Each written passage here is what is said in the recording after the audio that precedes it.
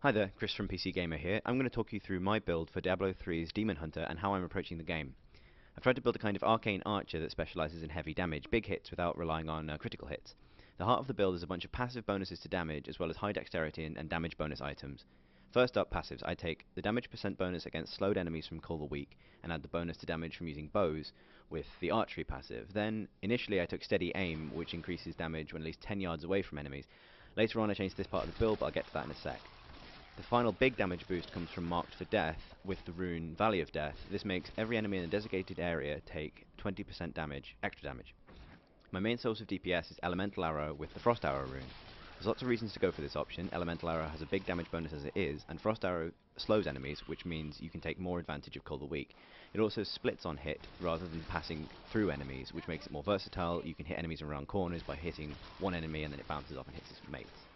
Frost Arrow uses a lot of hatred, so I mix it up with Entangling Shot with Heavy Burden. This keeps enemies slowed and in my Mark for Death area.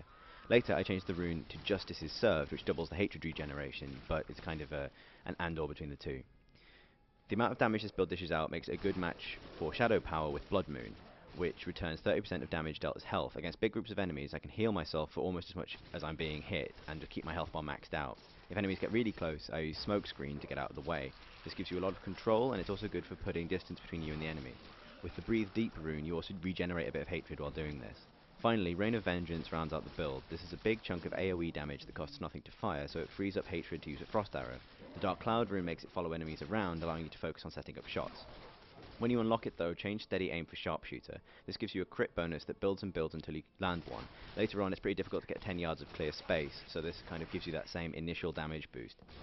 On higher difficulties, when enemies can get close quickly or stack damage against you, it's necessary to make some changes. I swap out Mark for Death for Preparation with Battle Stars, which restores all your discipline and heals for 60%.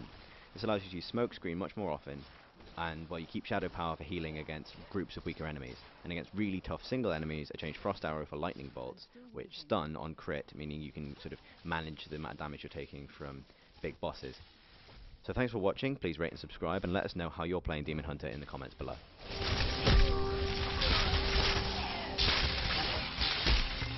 Not enough hatred.